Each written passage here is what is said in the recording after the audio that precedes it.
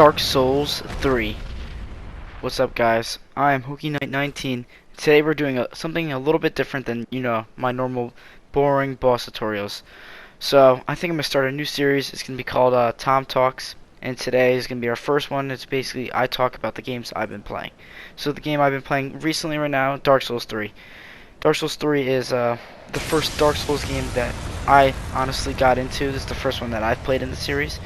And it was a pretty unique experience, I will say the least. So this video is going to be about all the events that took place when I was playing this game and how it went down. Alright, let's go.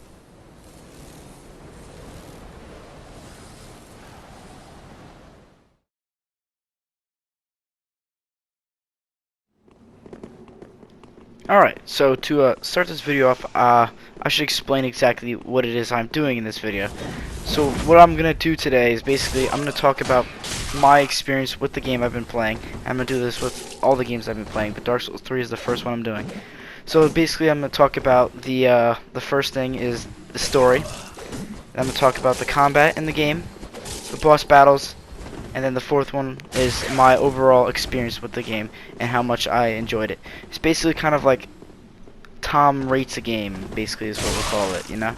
So basically I'm just going to rate Dark Souls 3 and I'll let you know. The scale will be out of 10. It's not too complicated, just like personal enjoyment, stuff like that. So let's get into this video.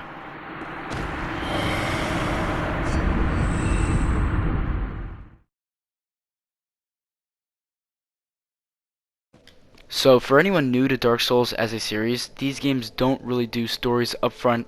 You have to really search out the story yourself, and you do that by talking to NPCs and looking at item descriptions, right?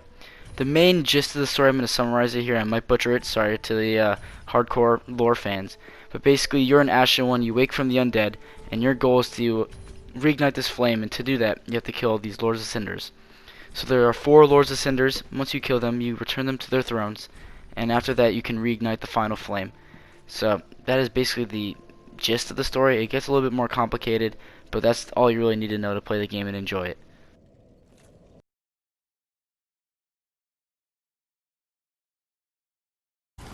The combat in Dark Souls is surprisingly very smooth, and you have a bunch of different options when going about fighting the monsters in this realm, basically, or this new world that you're coming into. The way I took, the route I took, is the one of the basic knight with a sword and a broadsword and a shield, right? You can do mages, you can do long range as well though, but there are some cool tricks you can do just with sword fighting and with the shield as well. So a lot of times what you can do is you can lock on to an enemy, that way you don't have to control the camera, the camera stays focused on the enemy you are fighting. That is a very handy trick, because a lot of times games you have to control the camera a lot, very janky, and it gets you killed a lot. But I do know the camera can be a nuisance in some boss battles, but I'll get to that later. So yeah, you can control the camera. A lot of other things you can do is you can do a backstab. So a backstab is you get behind the enemy and you can stab them in the back when they don't see you for a crucial amount of damage. So it's actually really helpful to do. So make sure you take advantage of that if you are playing this game. You can also parry.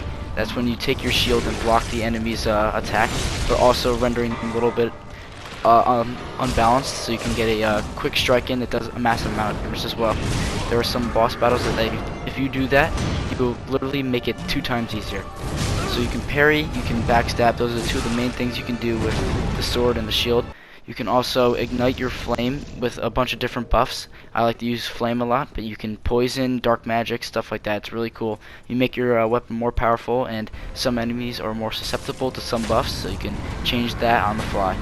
And a lot of blocking too, and a lot of dodging. You're gonna need to dodge a lot too, because these enemies in this game at least are way faster than they are in the first 2 games. So you need to be on your toes and ready to dodge out of the way when they attack and get a quick strike in on their back. But yeah, combat is very fluent. I thoroughly enjoy the combat in this game.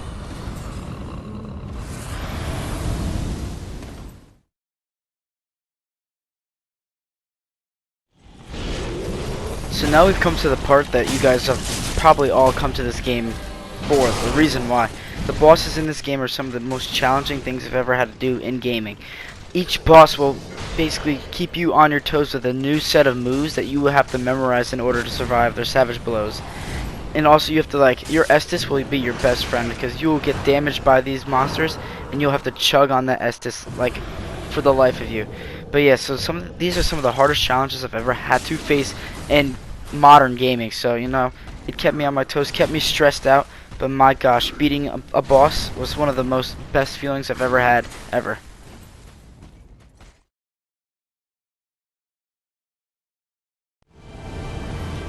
I've had a lot of fun with this game because Dark Souls 3 is really an rewarding experience. You will definitely struggle as you go throughout this game, but when you overcome these obstacles throughout, it is just one of the best feelings that I've ever had in gaming.